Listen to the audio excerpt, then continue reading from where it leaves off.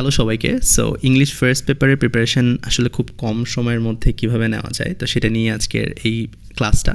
তো এই ক্লাসটা আমি এমনভাবেই ডিজাইন করছি যাতে করে তুমি পরীক্ষার হলে অ্যাকচুয়ালি কোশ্চেন কমন পড়ুক বা না পড়ুক, তুমি অ্যাকচুয়ালি কীভাবে অ্যান্সার করবা, কারণ সব ট্রিক্স এবং প্রশ্নের যে ধরন সব কিছুই আমি অ্যাকচুয়ালি এই একটা ক্লাসের মধ্যে শেষ করব, যাতে করে এই ক্লাসটা তুমি যদি করো তোমার বাড়তি আর কোনো কিছুই করা লাগবে না। কারণ অনেকেই সাজেশন নিয়ে আসলে অনেক টেনশনের মধ্যে আসো যে কোনটা ছেড়ে কোনটা পড়বো, বাট এই ক্লাসটা তুমি যদি পুরা করতে পারো তাহলে তোমার এই ক্লাসটার বাদে আর অন্য কিছু ধরা লাগবে না। তোমাকে আমি ক্লাসের মধ্যেই সব কিছুই কিন্তু এখানে দেখাই দেবো। সো অবভিয়াসলি ক্লাসটা শুরু থেকে শেষ পর্যন্ত মনোযোগ সহকারে করতে থাকবা। তো চলো শুরু করা যাক। তো ফার্স্টেই হচ্ছে আমাদের কিন্তু সিন প্যাসেজ দেয়া থাকবে। তো সিন প্যাসেজে তোমার এমসিকিউ থাকবে হচ্ছে 5 মার্কের এবং শর্ট যে কোয়েশ্চেনটা আছে সেটা থাকবে হচ্ছে 10 মার্কের। তো এই যে সিন প্যাসেজের সাজেশনটা, এটা তো তোমরা অলরেডি আমাদের হোয়াটসঅ্যাপ এবং টেলিগ্রামে পেয়েই গেছো, বা র্যান্ডমলি এটা কিন্তু হচ্ছে সাজেশন আকারে আমরা দিয়েছি। বাট এই যে সাজেশন, এখন এইটা তুমি ধরো পড়ছো বা পড়ো নাই, হোয়াট এভার যেটাই হোক, তুমি পরীক্ষার হলে কিন্তু এরকম একটা প্যাসেজ পাবা। তুমি দেখবা যে এখানে লেখা থাকবে read the passage and answer the question A and B, অর্থাৎ তোমাকে এখান থেকে এমসিকিউ অ্যান্সার করা লাগবে, তোমাকে এখান থেকে প্রশ্নের উত্তরও দিতে হবে, অর্থাৎ কোয়েশ্চেন অ্যান্সার করতে হবে। তো এই যে প্যাসেজটা, এটা অবভিয়াসলি তোমার যে টেক্সট বুক আছে সেখান থেকে দিছে, মানে সিন প্যাসেজ। এখন এই প্যাসেজটা পড়ে তোমাকে যেটা করা লাগবে, তারা এই যে এমসিকিউ দিবে, যে বলবে যে choose the correct answer from the alternative, তারপর এরকম করে তারা হচ্ছে এমসিকিউগুলো দিবে। তুমি যখন এই এমসিকিউগুলো দেখবা, এখানে কয়েকটা জিনিস লক্ষণীয়, যে প্যাসেজ পড়ে অনেকগুলোর উত্তর করা সম্ভব, তবে কিছু প্রশ্ন থাকবে যেগুলো পারার জন্য তোমাকে অবভিয়াসলি শব্দের অর্থ জানতে হবে। অর্থাৎ তুমি দেখবা যে এই প্রশ্নগুলোর অ্যান্সার করার জন্য তুমি সরাসরি প্যাসেজের যখন হেল্প নিবা, তখন কিছু প্রশ্ন তুমি হচ্ছে প্যাসেজের মধ্যে খুঁজে পাবা, বাট কিছু প্রশ্নের অ্যান্সার জানার জন্য তোমার কিন্তু শব্দের অর্থ পারতে হবে, ঠিক আছে? তো শব্দের অর্থ আমি তোমাদেরকে এখন প্র্যাকটিক্যালি দেখাই কীরকম। ধরো ই নাম্বারে বলা হয়েছে through education we become dash members of society. তো এখানে কিন্তু এই প্রশ্নটার অ্যান্সার আমি কিন্তু প্যাসেজ থেকেই খুঁজে বের করতে পারবো এবং আমার অ্যান্সার রাইট হবে। বাট তুমি যদি 4 নম্বরে দেখো, এখানে বলছে what does the idiom at large mean, অর্থাৎ আমি যদি এখানে এটার শব্দের অর্থ না জানি তাহলে কিন্তু আমি এটার অ্যান্সার করতে পারতেছি না। তার মানে প্যাসেজ থেকে আমি হচ্ছে কিছু প্রশ্নের অ্যান্সার পেয়ে যাব, আর কিছু প্রশ্নের অ্যান্সার পেতে গেলে আমার কিন্তু হচ্ছে শব্দের অর্থ জানতে হবে, কারণ অনেক সময় প্রশ্নের মধ্যে রেফার টু চাইবে বা মিনিং জানতে চাইবে। তো এই যে ওয়ার্ড মিনিং, এটা কিন্তু জানাটা ইম্পর্টেন্ট। তো এই ওয়ার্ড মিনিংগুলো অ্যাকচুয়ালি বই থেকেই আসে। সো আমি সবগুলোকে একসাথে করে তোমাদের জন্য পরীক্ষায় আসার মতো যে শব্দের অর্থগুলো রয়েছে সেগুলো আমি একত্রিত করেছি। সো আমার ক্লাসের সাথে তুমি যদি এইগুলো একটু পড়ে নিতে পারো তাহলে কিন্তু তোমার প্রিপারেশন ফুল কমপ্লিট হয়ে যায়। তো চলো আমরা হচ্ছে শুরু করি। তো ফার্স্টই হচ্ছে রিচ মানে হলো গরিব, ঠিক আছে? এরপর হলো ডাউন ট্রোডেন মানে হলো পদদলিত বা উৎপীড়িত, অ্যাজিউম মানে হচ্ছে প্রয়োগ করা বা ব্যবহার করা, অ্যাকিউজ মানে হচ্ছে অভিযোগ, এরপর ডিপ্রাইভ মানে বঞ্চিত করা, অ্যাপারেন্টলি মানে হইল স্পষ্টরূপে বা দৃশ্যিত, রিপ্রেজেন্টেটিভ মানে হইল প্রতিনিধি, হার্ডশিপ মানে হইল কষ্ট, এক্সেম্প মানে হচ্ছে মুক্ত থাকা, ঠিক আছে? তো এই যে ওয়ার্ড মিনিংগুলো আছে এগুলো কিন্তু আমাদের জন্য খুবই খুবই ইম্পর্টেন্ট, কারণ এগুলো টেক্সট বুকের। সো তুমি দেখবা পরীক্ষার হলে এগুলোই চলে আসছে। আচ্ছা, এরপর হচ্ছে স্টার্ভ মানে হইল অনশন করা, তারপর হচ্ছে সাপ্রেস মানে দমন করা, ওন্ডেড মানে হচ্ছে আহত, অ্যামিডস মানে মধ্যে বা মাঝখানে বলতে পারো, অ্যানার্কি মানে হচ্ছে অরাজকতা বা বিশৃঙ্খলাও বলতে পারো, এক্সটারমিনেট মানে নির্মূল করা বা একবারে শেষ করে ফেলা, এবার হচ্ছে টেইন্ট মানে হচ্ছে দাগ বা কলঙ্ক, ইমানসিপেশন এটা অনেকবার আসছে, পরাধীনতা থেকে বের হওয়া, এবার হচ্ছে অ্যাগোনি মানে হলো যন্ত্রণা, এবার হচ্ছে ইনফ্লিক্ট মানে হানাহানি বা সংঘর্ষ, অ্যাবিলিটি বা নেক মানে হচ্ছে ক্ষমতা, ইন্ডাস্ট্রিয়াস বা অ্যাক্টিভ মানে হইল সক্রিয়, এরপর হচ্ছে আর্টিকুলেট বা আউটার মানে হচ্ছে স্পষ্টভাবে বলা, অনেকটা হচ্ছে ক্লিয়ার করে বলার মতো, অ্যাওয়ারনেস মানে হইল সচেতনতা, বিউটি বা ম্যাগনিফিকেন্স মানে হচ্ছে সৌন্দর্য, এরপর বিলিভ বা ট্রাস্ট এটা মানে হচ্ছে বিশ্বাস করা, বাউন্টিস অফ নেচার মানে হচ্ছে প্রকৃতির অনুগ্রহ বা প্রকৃতির দান, এরপর হচ্ছে সার্কামস্টেন্স মানে হচ্ছে পরিস্থিতি, কম্বাইন বা মার্জ এটা আসতে পারে, এটা হলো একত্র করা, কমিউনিকেট মানে হচ্ছে যোগাযোগ করা, কনফ্লিক্ট মানে হচ্ছে সংঘর্ষ বা সংঘাত তুমি বলতে পারো, ডেভেলপ মানে হচ্ছে বিকাশ সাধন করা, ইনভলভেন মানে হচ্ছে অনুপ্রাণিত করা, হ্যাঁ, বা মোটিভেশন বলতে পারো, ডেভেলপমেন্ট মানে হচ্ছে উন্নয়ন, ডেভিয়েশন বা হচ্ছে ডিফ্লেকশন মানে হচ্ছে বিচ্যুতি, এরপর হচ্ছে ডাইভার্সিটি মানে হচ্ছে বৈচিত্র্য, ইনাবেল বা ইম্পাওয়ারটা বেশি ইম্পর্টেন্ট, এটা মানে হচ্ছে সক্ষম করা, এক্সপ্যান্ড বা ইনলার্জ মানে হচ্ছে প্রসারিত করা, ফাইন্ড আউট বা ডিসক্লোজ মানে হচ্ছে খুঁজে বের করা। আচ্ছা, আরও কিছু আছে, যেমন হলো ফরস্টার মানে লালন করা, এটা তো বইয়েই ছিল, এরপর হচ্ছে গেইন মানে হচ্ছে অর্জন করা, হেট্রেড মানে ঘৃণা, এটা একটা নাউন, এরপর হচ্ছে র্যাশনালি মানে হচ্ছে যুক্তিযুক্তভাবে, কোলাইড বা হচ্ছে ব্যাং মানে হচ্ছে ধাক্কা, পারস্যুট বা হচ্ছে কোয়েস্ট মানে হইল সাধনা, এরপর হচ্ছে রিডিকুলাস বা অ্যাবসার্ড মানে হচ্ছে হাস্যকর বা মজাদার। এরপর ইলুমিনেট মানে হচ্ছে আলোকিত করা। স্পন্টেনিয়াস বা হচ্ছে আনফোর্সড মানে হলো স্বতঃস্ফূর্তভাবে। আর ভিগর মানে হচ্ছে বল। তো এই যে শব্দের অর্থগুলো আছে, এই শব্দের অর্থ তুমি যদি জানো তাহলে তুমি এমসিকিউ এর অ্যান্সার কিন্তু ইজিলি বের করে ফেলতে পারবা, এবং প্যাসেজ থেকে যেগুলো থাকবে ওগুলো তুমি প্যাসেজ জাস্ট রিডিং পড়লেই তুমি পাচ্ছ। তার মানে আমাদের কিন্তু এমসিকিউ এর অ্যান্সার নিয়ে আর কোনো প্রবলেম নাই। আচ্ছা, এরপরে যদি আমি আসি বি নাম্বারে, অর্থাৎ আমাদের কিন্তু এখানে কোয়েশ্চেনের অ্যান্সার করতে হবে, বলা থাকবে অ্যান্সার দাও ফলোইং কোয়েশ্চেন। এখন এখানে যে কোয়েশ্চেনগুলো আছে, এখন এই কোয়েশ্চেনগুলোর অ্যান্সার অবভিয়াসলি তুমি প্যাসেজ থেকেই দিতে পারবা, বাট এখানে মাথায় রাখবা প্রশ্নের উত্তর যাতে 2 থেকে 3 লাইনের বেশি কোনোভাবেই না হয়। 2 লাইনের মধ্যে অ্যান্সার করতে পারলে ভালো, সর্বোচ্চ 3 লাইন। এখন এই কোয়েশ্চেনগুলো তুমি কিন্তু প্যাসেজ থেকে অ্যান্সার করতে পারতেছো, জাস্ট তোমাকে এই কোয়েশ্চেনটা কী বলছে এটা জানতে হবে। সো সেই জন্য জাস্ট প্রথম যে অক্ষরটা আছে বা প্রথম যে ওয়ার্ডটা আছে এটা জানতে হবে, যে প্রথম ওয়ার্ডে কী বলছে, যে হোয়াট বলছে, হাউ বলছে, নাকি হোয়াট বলছে, মানে নাকি ডু ইউ ওয়ান্ট টু বলছে, কী বলছে, এটা জাস্ট তুমি যদি জানো তাহলেই কিন্তু তুমি প্যাসেজ থেকে সুন্দর মতো অ্যান্সারটা বের করে ফেলতে পারবা। তো আমরা যদি এগুলোর ওয়ার্ড মিনিংগুলো একটু জেনে নিই তাহলে বেটার হয়, কারণ পরীক্ষায় আসার মতো এগুলো কিন্তু মানে সবথেকে ইম্পর্টেন্ট, যে তুমি দেখবা হোয়াট মানে দেওয়া থাকবে। সো হোয়াট মানে হচ্ছে কী, এবার হচ্ছে হু মানে কে বা কারা, হোয়াই মানে হচ্ছে কেন, হোয়ার মানে হচ্ছে কোথায়, হোয়েন মানে কখন বা যখন, হাউ মানে হচ্ছে কিভাবে, কত বা কেমন, হুম মানে হচ্ছে কার বা কাদের, হুজ মানে হচ্ছে যার বা যাদের, হুইচ মানে যা বা কোনটি, ডু ইউ ওয়ান্ট টু মানে হচ্ছে তুমি কি চাও। সো তুমি দেখবা যে এই জিনিসগুলোই কিন্তু তোমার প্রশ্নের প্রথমে দেওয়া থাকবে। সো তুমি যদি এগুলোর মানে জানো যে হোয়াট মানে হচ্ছে কি, তারপর হইলো হু মানে কে, তো তাহলে কিন্তু তুমি ইজিলি প্যাসেজ থেকে অ্যান্সার বের করে ঠাস করে লিখে ফেলতে পারবা। তো তোমার অনেক বেশি আসলে চিন্তাভাবনা করতে হবে না। সো এই ওয়ার্ড মিনিংগুলো জানলেই হয়ে যাচ্ছে। আচ্ছা, সো আমাদের কিন্তু কোয়েশ্চেন অ্যান্সার শেষ। এবার আমরা ফ্লো চার্টের দিকে যাব, যে ফ্লো চার্টে কোনগুলো আসতে পারে এগুলো আমরা সাজেশনে দিয়েছি, বাট যখন তুমি পরীক্ষার হলে এই ফ্লো চার্টটা পাবা তোমাকে একটা বিশাল বড় একটা প্যাসেজ দিয়ে দিবে। সো এই প্যাসেজের তুমি যদি ট্রিক্স দিয়ে বের করতে চাও, যে তোমার তো অ্যাকচুয়ালি শর্ট নোট বের করতে হবে, সেগুলোই তো তুমি বসাবা। তো সেক্ষেত্রে তুমি আসলে কীভাবে এই জিনিসগুলা ট্রিক্সের মাধ্যমে পড়ে ফেলবা, যদি তোমার প্রশ্ন কমন পড়ুক আর না পড়ুক হোয়াট এভার, তুমি হচ্ছে কোয়েশ্চেনের অ্যান্সার কিন্তু লিখে আসতে পারবা। কীভাবে দেখো, তো ফার্স্টে তোমার ধরো এখানে একটা মানে প্যাসেজে লেখা আছে যে সাবজেক্ট দেওয়া আছে, বি ভার্ব দেওয়া আছে, অর্থাৎ বি ভার্ব মানে তোমরা জানো যে অ্যাম, ইজ, আর, ওয়াজ, ওয়্যার এগুলো ধরো দেওয়া আছে।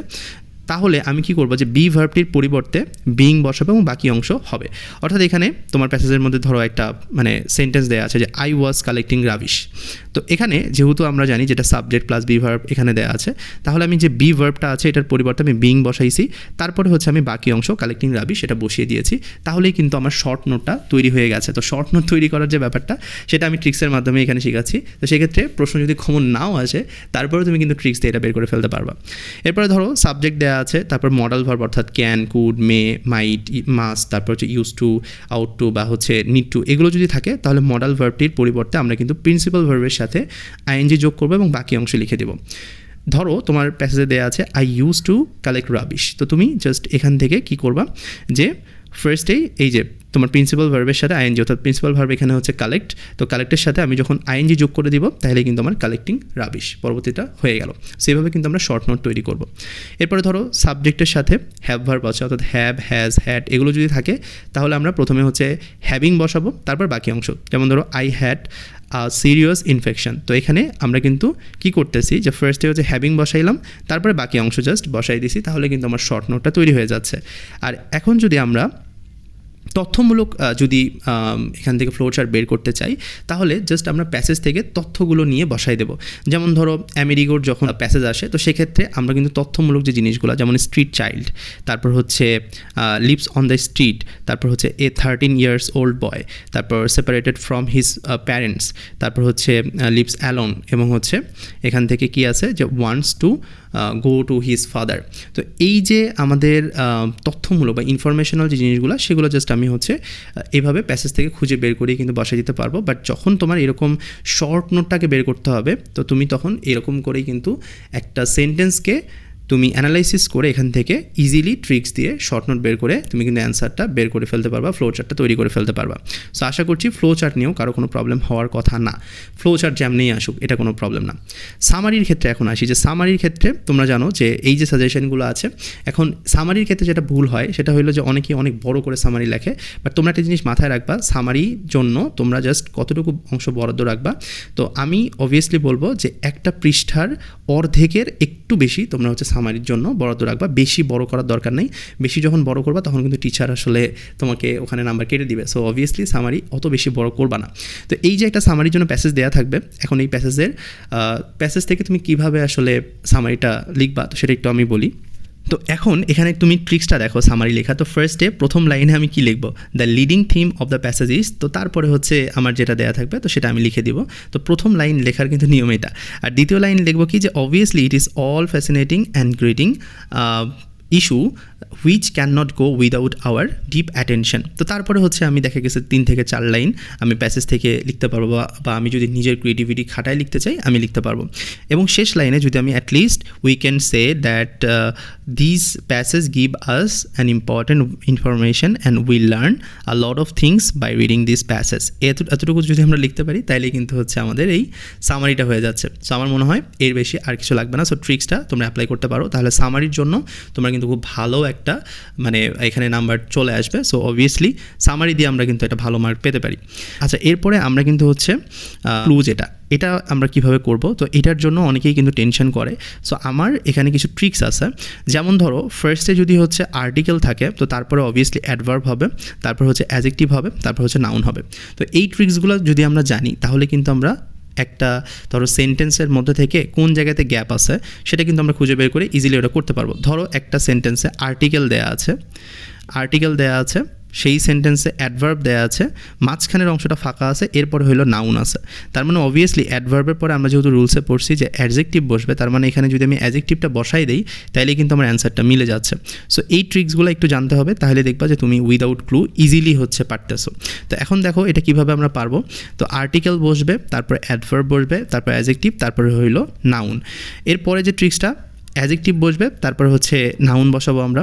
এরপরে যে ট্রিক্সটা, প্রথমে দা বসাবো, তারপর নাউন, তারপরে হচ্ছে অফ। অনেক সময় দেখা গেছে দা থাকে, তারপরে একটা স্পেস দিয়ে অফ থাকে, তার মানে এই যে পজিশন এখানে কিন্তু নাউন আমাকে বসাইতেই হবে, ঠিক আছে। তো তারপরে হচ্ছে ট্রিক্সটা হলো প্রিপজিশনের পরে অবভিয়াসলি নাউন বসবে সবসময়, পজেসিভের পরে নাউন বসবে, পজেসিভের পরে একটা অ্যাডজেক্টিভ থাকতে পারে, তারপরে একটা নাউন বসতে পারে। এরপর হলো বি ভার্বের সাথে তুমি কিন্তু হচ্ছে মানে বি ভার্বের পরে তুমি অ্যাডজেক্টিভ বা নাউন বা ভার্বের সাথে আইএনজি যে কোনোটাই বসাইতে পারো। আর ডিটারমিনারের পরে হচ্ছে নাউন বসবে। তো এইটা যদি তুমি আমার সাথে ক্লাসে মুখস্থ করে ফেলো তাহলে কিন্তু তোমার উইদাউট ক্লু নিয়ে আর কোনো সমস্যা হবে না, তুমি কিন্তু যেভাবেই প্রশ্নে আসুক তুমি কিন্তু পারবা। এখন আমরা একটু দেখে নেই যে কী টাইপের নাউন অ্যাডজেক্টিভ আসতে পারে। যেমন নাউনগুলো কী কী আমরা একটু দেখি, dream, wisdom, secret, memory, truth, তারপর হচ্ছে beauty, health, noise, past, future, shape. তো এগুলো আমরা যদি পারি তাহলেই কিন্তু আমার জন্য ইনাফ। এরপর ধরো অ্যাডজেক্টিভ হচ্ছে এনশিয়ান, ফ্রেন্ডলি, অ্যাগ্রেসিভ। অ্যাডজেক্টিভ মানে কি, যে নাউন বা প্রোনাউনের দোষগুণ অবস্থা সংখ্যা বোঝাচ্ছে। তারপর হ্যাপি, তারপর সিক, তারপর শোর, তারপর হচ্ছে টল, আইসি, লাইভলি, এরপর হচ্ছে ওয়েট, তারপর হচ্ছে হোয়াইট। তো এগুলো হচ্ছে আমাদের অ্যাডজেক্টিভ আসার মতো। অ্যাডভার্ব হচ্ছে শেষে শুধু আমরা হচ্ছে এলওয়াই যুক্ত করে দেবো, যে closely, openly, urgently, fully, obediently, diligently, honestly, naturally, gently. এবং প্রিপজিশনের ক্ষেত্রে প্রিপজিশনগুলো ইম্পর্টেন্ট, কারণ এগুলো তুমি যদি জেনে রাখতে পারো তাহলে তুমি তো ইজিলি হচ্ছে ট্রিক্স খাটায় বের করতে পারবা। কারণ আমি তো তোমাকে দেখাইছি যে প্রিপজিশনের পরে সব সময় নাউন বসে। সো প্রিপজিশনগুলো জানবা, যে বিলো, ইনটু, তারপর হচ্ছে ফ্রম, টু, অফ, ইন, পার, তারপর হচ্ছে round, in spite of, at, around, across, before, behind.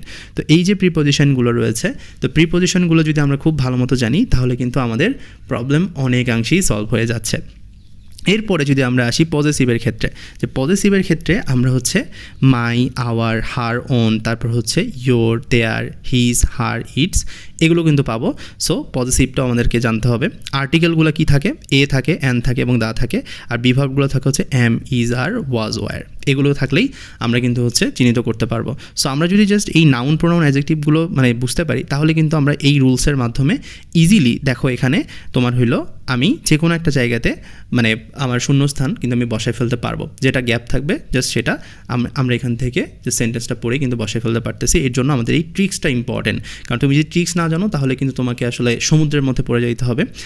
Question common যদি না আসে তখন কিন্তু তুমি আসলে কোনোভাবে মিলাইতে পারবে না। সো এই ট্রিক্সটা অবভিয়াসলি অ্যাপ্লাই করা উচিত। আচ্ছা, এরপর যদি আমি আসি যে উইদাউট ক্লুতে যদি যাই, আগেরটা তো ছিল উইথ ক্লু, এখন আমার কোনো ক্লু নাই, এখন আমার হচ্ছে উইদাউট ক্লু। সো এখন আমি কী করব, তো উইদাউট ক্লুতেও সেম জিনিসটাই, যে আমরা হচ্ছে এই ট্রিক্সটাই অ্যাপ্লাই করব, যে যা যা আছে আমরা হচ্ছে সেম জিনিসটাই আমরা হচ্ছে এখান থেকে দেখব। বাট এখানে শুধুমাত্র আরও কিছু ইনফরমেশন জেনে রাখো যে নাউন কী কী হইতে পারে, যেমন হচ্ছে কারেজ, তারপর হচ্ছে তোমার knowledge, success, journey, freedom, friendship, hope, river, village, opportunity. এরপরে হচ্ছে অ্যাডজেক্টিভের মধ্যে ব্রেভ থাকতে পারে, কেয়ারফুল থাকতে পারে, ক্লেভার থাকতে পারে, honest, lazy, noisy, peaceful, powerful, rich, smooth, thirsty, এগুলো থাকতে পারে। আর অ্যাডভার্বের মধ্যে আমি তো বললাম যে শেষে জাস্ট এলওয়াই থাকবে। আর প্রিপোজিশনের ক্ষেত্রে এখানে একটু তোমার দেখা গেছে যে যেহেতু উইদাউট ক্লু, এখানে একটু তোমার জটিল জটিল প্রিপোজিশন মাঝে মাঝে ইউজ হয়, যেমন অ্যাবভ, আন্ডার, বিসাইড, বিটুইন, তারপর হচ্ছে অ্যামং, থ্রো, তারপর হচ্ছে during, without, against, toward, inside, outside, near, over. তো এগুলো কিন্তু মাঝে মাঝে ইউজ হয়।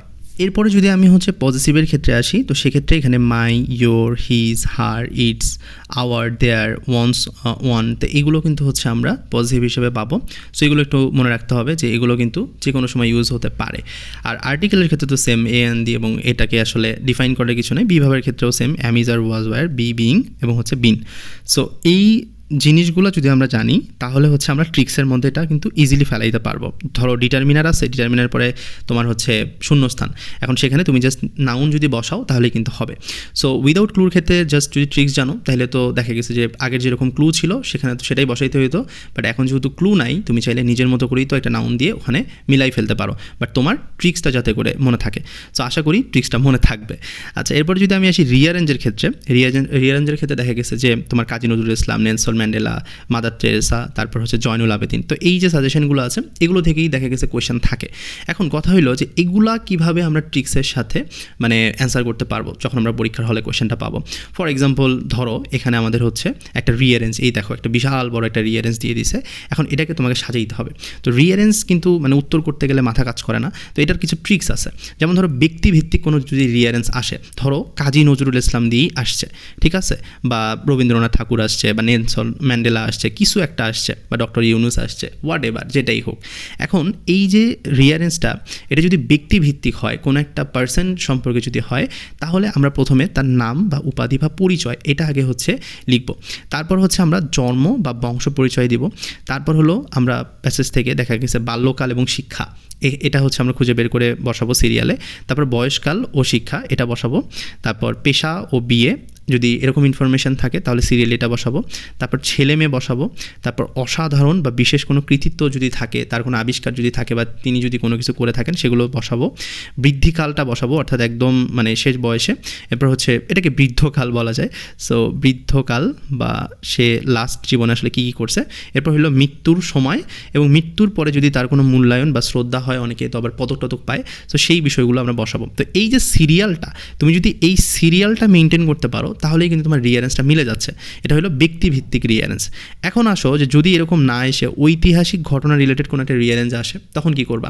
তো সেই ঐতিহাসিক ঘটনার ক্ষেত্রে তোমাকে যেটা করা লাগবে সেটা হলো যে ঘটনা পূর্বে ঘটছে সেগুলো আগে এবং পরের ঘটনাগুলো পরে। যেমন ধরো তোমাকে একটা জিনিস বলা হলো যে কোনো একটা ইনসিডেন্টের সময় কী কী হয়েছিল, তো সেটার একটা রিয়ারেন্স বের করতে বলা হলো। তো তুমি জাস্ট ওখানে তারিখগুলো একটু খেয়াল করবা যে 1 জানুয়ারি যেটা আছে সেটা উপরে থাকবে, তারপর 7 জানুয়ারি থাকবে, তারপরে যে ইনসিডেন্টগুলো ঘটছে ধরো মার্চে ঘটছে সেগুলো পরে থাকবে, এপ্রিলেগুলো পরে থাকবে। সো এইভাবে কিন্তু প্রথম থেকে মানে 1, 2, 3, 4 করে এইভাবে কিন্তু সিরিয়ালি যেতে থাকবে। অর্থাৎ তারিখগুলো মানে যেগুলো আগে সেগুলো উপরে দিবা, যে তারিখগুলো নিচে সেগুলো নিচে দিবা। সো এইভাবে কিন্তু আমরা হচ্ছে রিয়ারেন্স সাজাবো। যদি কোনো ঐতিহাসিক ঘটনার কোনো রিয়ারেন্স আমাদেরকে দিতে মানে দেয় তাহলে হচ্ছে আমরা এইভাবে করব। আর যদি ভাব বা চিন্তামূলক যদি কোনো বিষয়ে রিয়ারেন্স দিয়ে দেয়, ফর এক্সাম্পল ধরো স্মোকিং কেন শরীরের পক্ষে খারাপ, তো এটার যদি একটা রিয়ারেন্স তোমাকে দেয় তাহলে তুমি কীভাবে এটার অ্যান্সার করবা?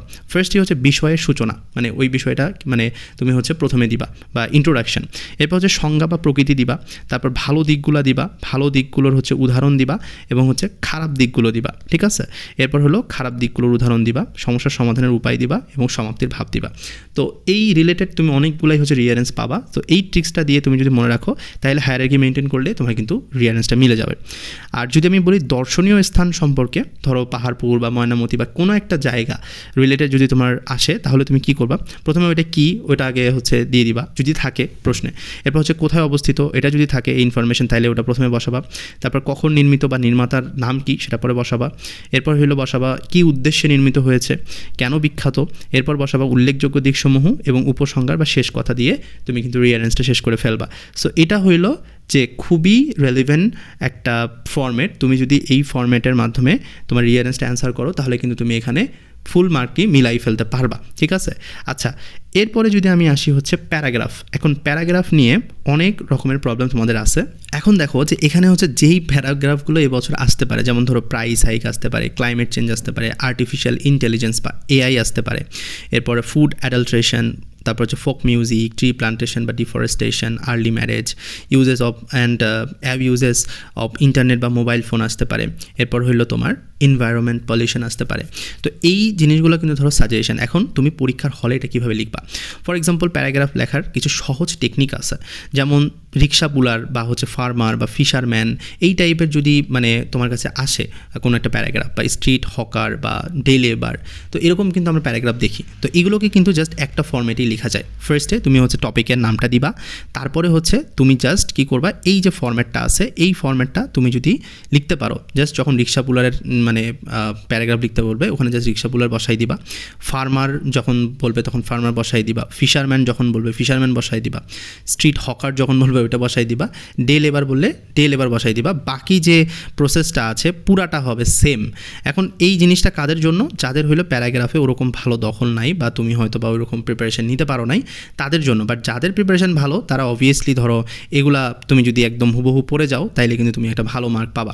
বাট যাদের ওরকম প্রিপারেশন নাই বা প্যারাগ্রাফ তুমি আসলে ওরকম পড়ো নাই, তারা যদি আমার এই নিয়মটা যদি ফলো করো, যে এখানে খুব সুন্দর করে মানে দেয়া আছে, যে সো অবভিয়াসলি তোমরা কিন্তু হচ্ছে এই ট্রিক্সটা অ্যাপ্লাই করতে পারো যদি তোমাদের আসে।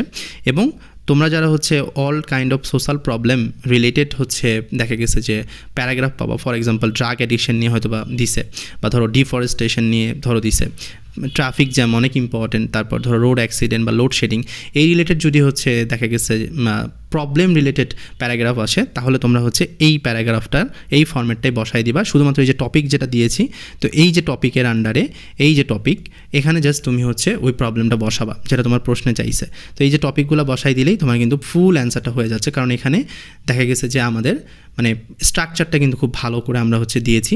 সো আমার মনে হয় যে এটা জাস্ট তুমি যদি একবার রিডিং পড়তে পারো, এখান থেকেই তুমি হচ্ছে চাইলে স্ক্রিনশটও দিতে পারো, বা চাইলে এই পিডিএফটা খুব ভালো মতো পড়তে পারো, তাহলে কিন্তু তোমার হচ্ছে প্যারাগ্রাফ নিয়ে আর কোনো প্রবলেম থাকতেছে না। ওকে, সো এরপরে হচ্ছে অল গুড কোয়ালিটিস যদি এরকম আসে, যে অনেস্টি নিয়ে যদি বলে, বা ইন্ডাস্ট্রি নিয়ে যদি বলে, বা ফ্রেন্ডশিপ নিয়ে যদি বলে, তাহলে হচ্ছে তুমি জাস্ট এই যে এই ফর্ম্যাটটা বসাবা, এবং সেম এখানেও টপিকগুলো দেওয়া আছে, টপিকগুলোর জায়গায় জাস্ট যেটা প্রশ্নে আসবে, ধরো অনেস্টি নিয়ে আসছে, জাস্ট এই টপিকের আন্ডারে অনেস্টি বসাই দিয়ে বাকিগুলো সেম করে দিবা, তাহলেই কিন্তু তোমার অ্যান্সার হয়ে যাচ্ছে। তো এই ছিল প্যারাগ্রাফ। এখন আসি স্টোরি রাইটিং, খুবই ইম্পর্টেন্ট। স্টোরি রাইটিংটা কীভাবে করতে হবে? স্টোরি রাইটিংয়ের ক্ষেত্রে দুইটা জিনিস ইম্পর্টেন্ট, একটা হলো ট্র্যাডিশনাল আমাদের স্টোরি আসে, এবং আরেকটা আসে সেটা হলো ক্রিয়েটিভ স্টোরি। এখন এই যে ট্র্যাডিশনাল স্টোরিগুলোর মধ্যে আসলে দেখা গেছে যে সবসময় কমন যেগুলো থাকে, যেমন অনেস্ট উড কাটার, এটা সে আমরা ছোটোবেলা থেকে পড়ে আসতেছি।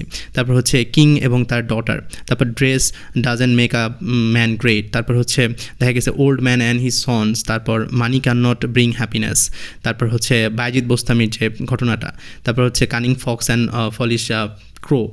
তো এই যে এগুলো কিন্তু হচ্ছে আমাদের ট্র্যাডিশনাল স্টোরি, অর্থাৎ এগুলোকে চেঞ্জ করা যাবে না। তুমি যদি এগুলো জানো তাহলে তোমাকে কিন্তু একদম মানে হুবহুগুলো লিখতে হবে, এখানে কিন্তু তোমার নিজের ক্রিয়েটিভিটি খাটানোর কোনো উপায় নাই।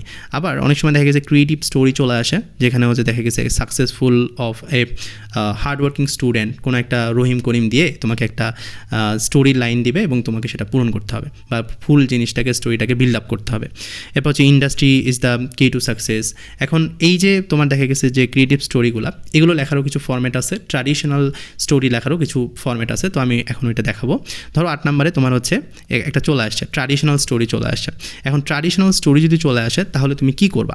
তো প্রশ্নে তোমার যে লাইনগুলো থাকবে প্রথমে হচ্ছে সেগুলো লিখে, তারপরে যে নিচে যে এতটুকু অংশ আছে, যে in this story there is one situation in which character who play the central character, তো এই যে অংশটুকু আছে এটা তুমি লিখে নিবা। তারপরে গল্পের কয়েক লাইন তোমাকে এখানে লিখতে হবে, এবং লাস্টে গিয়ে তুমি হচ্ছে লিখবা যে there are many interesting things in this story. তারপর হচ্ছে এই যে অংশটুকু আছে লাস্টে, তো এটা দিয়ে তোমরা হচ্ছে শেষ করে ফেলবা। তো এটা হলো ফর্ম্যাট, যে তুমি জাস্ট যদি ট্র্যাডিশনাল স্টোরি লিখতে চাও তাহলে জাস্ট এই ফর্ম্যাটের আন্ডারে তুমি যদি ফেলো তাহলেই কিন্তু তোমার হচ্ছে অ্যান্সার হয়ে যাচ্ছে। এরপর যদি আমার ক্রিয়েটিভ স্টোরি আসে, সেক্ষেত্রে আমি কী করব? প্রথমে প্রশ্নে যতটুকু দেওয়া থাকবে অতটুকু লিখবো, তারপরে এই অংশটুকু লিখবো। এই অংশটুকু তোমরা হচ্ছে দেখে নাও, যে এটা জাস্ট যদি তুমি মনে রাখতে পারো তাহলে তুমি দিবা। এরপর নিজের মতো করে মাঝখানে কিছু লাইন লিখে লাস্টে তুমি হচ্ছে এই অংশটা লিখে দিবা, তাহলেই কিন্তু তোমার হচ্ছে স্টোরির কাজটা শেষ, ক্রিয়েটিভ স্টোরি হয়ে গেল। আচ্ছা, এরপরে হচ্ছে আমরা ইনফর্মাল লেটার বা ইমেইল দেখব। সো যে লেটার এবং ইমেইলগুলো আসতে পারে, তো এখানে এগুলো সাজেশন দেওয়া আছে। তো যারা অলরেডি এগুলো পড়ছো তো তারা তো অবভিয়াসলি পারবা, বাট যারা আসলে এখনও পর্যন্ত হয়তো বা মানে এগুলো পড়ো নাই, তো এটা হলো সাজেশন। এখন পরীক্ষার হলে তুমি কীভাবে অ্যান্সার করবা, তো লেটার লেখার যে নিয়মটা সেটা একটু আমি তোমাদেরকে দেখাই যে ইনফর্মাল লেটার কীভাবে লিখতে হয়। প্রথমে হচ্ছে নিজের ঠিকানাটা উপরে দিয়ে দিবা, তারপর তারিখ, তারপর তোমার অ্যাড্রেস এবং হচ্ছে ডেট, যে তারিখ আছে, যে মাস আছে, যে বছর আছে, এটা লিখে দিবা। তারপর হচ্ছে ডিআর বা বন্ধুর নাম দিয়ে তুমি হচ্ছে লিখে দিবা যে at first take my salaam, তারপর I hope you are well, I am also well, তারপর হচ্ছে I got your letter yesterday. So এগুলো লিখে তুমি হচ্ছে প্রশ্নের বিষয় সম্পর্কে 4 থেকে 5 লাইন মাঝখানে লিখে দিবা এবং লাস্টে গিয়ে লিখবা no more today, give my best regards to your parents, take care of yourself. So এগুলো জাস্ট লিখে দিলে তোমার কিন্তু হচ্ছে লাস্টের লাইনটা হয়ে যাচ্ছে। এবং এখানে আমরা হচ্ছে ইউর লাভিং ফ্রেন্ড, নিজের নামটা তুমি হচ্ছে বসাই দিবা। আর এখানে একটা স্ট্যাম্প তৈরি করতে হবে, এখানে স্ট্যাম্প লিখে এখানে ফ্রম টু দিবা, দেওয়ার পরে ফ্রমের নিচে নিজের নাম এবং নিজের ঠিকানা, আর টু এর নিচে হচ্ছে যে যার কাছে পাঠাইছো, হ্যাঁ, তার নাম, এটা হচ্ছে তোমার বন্ধুর নাম দিবা এবং হচ্ছে তোমার বন্ধুর যে ঠিকানা আছে সেটা দিবা। এখানে টাইপিং মিস্টেক হয়েছে, বাট এখানে হচ্ছে বন্ধুর বা যার কাছে পাঠাইছো তার নাম দিবা, ঠিক আছে? সো এটা দিলেই হয়ে যাচ্ছে, আর এক্সট্রা করে কিছু লাগতেছে না। আচ্ছা, এখন হচ্ছে আমরা ইমেইল লেখার একটু নিয়মটা দেখে নিই যে ইমেইল যদি আসে তাহলে কী করা উচিত। সো ইমেইলের ক্ষেত্রে প্রথমে ফ্রম দিয়ে তোমার হচ্ছে ইমেইল অ্যাড্রেসটা বসাই দিবা, এরপর হচ্ছে টু দিয়ে যার কাছে পাঠাচ্ছ তার ইমেইল অ্যাড্রেস বসাই দিবা। প্রশ্নে যদি এগুলো থাকে তাহলে ভালো, বাট যদি প্রশ্নে দেওয়া না থাকে তাহলে অবভিয়াসলি নিজের মতো করে র্যান্ডম বসাই দিবা। তারপর সেন্ড করবা, আজকের তারিখটা লিখবা এখানে, তারপর সাবজেক্ট লিখবা যেটা ইমেইলের বিষয়বস্তু থাকবে। এরপরে হচ্ছে ডিআর লিখে এই যে অ্যাট ফার্স্ট টেক মাই সালাম যতটুকু আছে ততটুকু লিখে প্রশ্নের এই যে প্রশ্ন বিষয়ক 4 থেকে 5 লাইন তোমার লেখা শেষ হবে এবং লাস্টে গিয়ে তুমি এতটুকু অংশ দিবা, নিজের নাম দিয়ে শেষ করে দিবা। সো এটা হচ্ছে ইমেইল ফরম্যাট, যেটা ইচ্ছা। তো এই যে আমি তোমাদেরকে লেটার এবং ইমেইলের ফরম্যাটটা শেখাইলাম, প্লাস সাজেশনও দিলাম। সো তোমার যদি কমনও না আসে তুমি কিন্তু এই ফরম্যাট দিয়ে খুব সুন্দর মতো এই অ্যান্সারটা মিলাই ফেলতে পারবা এবং এখানে ভালো মার্ক পাওয়া যাবে। এরপর যদি আমি আসি গ্রাফ এবং চার্টে, সো গ্রাফ এবং চার্টের যে সাজেশনটা এটা তো তোমরা অলরেডি হয়তো বা দেখছো, আমাদের হোয়াটসঅ্যাপ এবং টেলিগ্রামেও দিয়েছিলাম। বাট তোমাদের যদি গ্রাফ এবং চার্ট কমন না পড়ে তাহলে তুমি কী করবা? তো গ্রাফ যদি কেউ আর্ট করতে চাও তো ফার্স্টে চিত্রটা অঙ্কন করে নিবা যেটা প্রশ্ন দেওয়া থাকবে শুরুতে, এরপরে হলো তুমি এই যে ফরম্যাটটা আছে এই ফরম্যাটটা বসাই দিবা, ঠিক আছে? তো এখানে দেখো যে জাস্ট প্রশ্নের যে বিষয়, মানে আমি এখানে জাস্ট সুন্দর মতো বোল্ড করে করে দিছি যাতে করে তুমি একটা মুখস্থ করলে যেভাবেই তোমার গ্রাফ আসুক তুমি কিন্তু ইজিলি পারবা। যেমন প্রশ্নের বিষয় যদি থাকে যে ধরো এখানে দেয়া আছে যে তোমাকে বলছে পভার্টি লাইনের নিচে কারা কারা আছে তাদেরকে বের করো বা গ্রাফের মাধ্যমে সেটা প্রকাশ করো। তো জাস্ট প্রশ্নের বিষয় অনুযায়ী তুমি জাস্ট বসাই দিবা, যেখানে সাল আছে সেখানে জাস্ট সাল বসাবা, পার্সেন্টেজ যেটা আছে এটাও হচ্ছে তুমি জাস্ট প্রশ্নে দেখবা এবং ওভাবে বসাবা। তো তুমি যদি জাস্ট এই একটা ফরম্যাট ফলো করতে পারো গ্রাফের মানে চার্টের জন্য তাহলে কিন্তু হচ্ছে তোমার হয়ে যাচ্ছে, এক্সট্রা করে তোমার কিন্তু কিছুই লাগতেছে না। তো এখানে নোটও আমি দিয়ে দিছি যে যদি বাড়ে তাহলে ইনক্রিজ দিবা, যদি কমে তাহলে ডিক্রিজ দিবা, বছরের ব্যবধান থাকলে তা নেক্সট ইয়ার, উইথিন এ ইয়ার এবং হচ্ছে ডিফারেন্ট ইয়ার। তো এই যে কিওয়ার্ডগুলো আছে এই কিওয়ার্ডগুলো জানলে কিন্তু আমার অ্যান্সার করতে খুব বেশি প্রবলেম হবে না। তো এটা হলো আমাদের যদি গ্রাফ চার্ট আমাদের অঙ্কন করতে দেয়। আর যদি আমাদের পাই চার্ট দিয়ে এটাকে বিশ্লেষণ করতে বলে সেক্ষেত্রে আমরা প্রথমে চিত্রটা দিয়ে দিব, তারপরে এই যে পাই চার্টটা আমরা সুন্দর মতো দিয়ে দেবো, দ্য পাই চার্ট শোজ, প্রশ্নের বিষয় দিলাম, তারপর according to the pie chart we can see that different kind of percentage. তো এগুলো দিয়ে আমরা জাস্ট যেখানে যেখানে এই যে সর্বোচ্চ অংশের নাম, তারপর হচ্ছে সর্বনিম্ন অংশের নাম, এগুলো তো আমরা প্রশ্নেই পাবো। সো প্রশ্নের জাস্ট ওই জিনিসগুলো এখানে ঢুকাই দিলে আমাদের পুরো ফরম্যাট একটা মুখস্থ করলে বাকি সবগুলাই হয়ে যাবে। সো আমার মনে হয় যে আলাদা আলাদা করে জিনিসটা যদি হ্যাসেল মনে হয় তাহলে এই জিনিসটা করো, এখানেও ভালো মার্ক পাওয়া যাবে কারণ তুমি এখানে অথেন্টিক তথ্যই দিতেছো। আচ্ছা, এরপরে যদি আমি লাস্টে আসি হলো থিমের ক্ষেত্রে, যে থিমের ক্ষেত্রে এখানে তো 8 মার্ক রয়েছে। তো থিমের ক্ষেত্রে থিম কীরকম আসতে পারে, যে ধরো ড্রিম থেকে দিল বা উইন্টার ডে থেকে দিল বা আই ডাইড ফর বিউটি থেকে দিল। তো সেক্ষেত্রে থিম লেখার কিছু সহজ ট্রিক্স আছে। তো আমরা ওই ট্রিক্সগুলো একটু দেখি। যে ফার্স্টেই হচ্ছে আমাদেরকে মূল বিষয় বা আইডিয়া ধরতে হবে, অর্থাৎ গল্পটা কী নিয়ে এটা আগে জানতে হবে, লেখক কী বোঝাতে চেয়েছেন এটা আগে জানতে হবে। সো এই দুইটা কিন্তু হচ্ছে মেইন আইডিয়া বা মূল বিষয়। এরপর হচ্ছে শিক্ষণীয় দিক বা মোরাল লিসন বের করতে হবে, অর্থাৎ গল্প থেকে আমরা কী শিখি। এরপর হলো 2 থেকে 3টা সহজ বাক্য লিখতে হবে, বেশি লেখা যাবে না। প্রথম বাক্যে মূল বিষয় লিখবা, দ্বিতীয় বাক্যে শিক্ষা লিখবা এবং শেষ বাক্যে কী লিখবা, উপসংহার। এখন দেখো যে থিম লেখার সহজ নিয়মটা আমি দেখাই দিচ্ছি। যে ফার্স্ট লাইনে তুমি লিখবা হচ্ছে the theme of the poem বা প্যাসেজ ইজ, যেটা থাকবে মেইন আইডিয়া সেটাই তুমি জাস্ট বসাবা। এরপর হলো সেকেন্ড লাইনে লিখবা যে ইট হাইলাইটস বা শোজ ইম্পর্টেন্ট মেসেজ যেটা থাকবে তোমার সেটা জাস্ট এখানে বসাই দিবা। থার্ড লাইনে হচ্ছে ইট টিচেস আস দ্যাট এখানে মোরাল লেসন, অর্থাৎ তুমি এটা মানে এই গল্পে কী বলছে বা এই কবিতারে কী বলছে, তো সেই জিনিসটা বসাই দিলা। লাস্ট লাইনে therefore wish should advice বা কনক্লুশন দিয়ে তুমি শেষ করে দিলা। অর্থাৎ লাস্টে গিয়ে তুমি কিন্তু ওইখানে জাস্ট উপসংহার বসাই দিছো, তাইলে কিন্তু তোমার থিম লেখার কাজটা শেষ। তো আমি তোমাকে এই ফর্ম্যাটটা ফলো করতে বলবো। তুমি যদি এই ফর্ম্যাট ফলো করতে পারো তাহলে কিন্তু থিম নিয়ে তোমার কিন্তু আর টেনশন করতে হবে না, তুমি জাস্ট প্রশ্ন দেখবা এবং অ্যান্সার লিখে ফেলবা। সো আশা করছি যে আমি তোমাদেরকে পুরা ক্লাসের মধ্যে ভেঙে চুরে বোঝানোর ট্রাই করছি যে কীভাবে তোমরা খুব সহজেই প্রশ্ন কমন আসলেও যদি তুমি অ্যান্সার মানে করতে চাও সেটা কীভাবে করবা, যদি প্রশ্ন কমন না আসে তাহলেও সেটা কীভাবে অ্যান্সার করতে হয়, সব কিছু বুঝে দেওয়ার ট্রাই করছি। দেখা হচ্ছে নতুন ক্লাসে। ধন্যবাদ সবাইকে।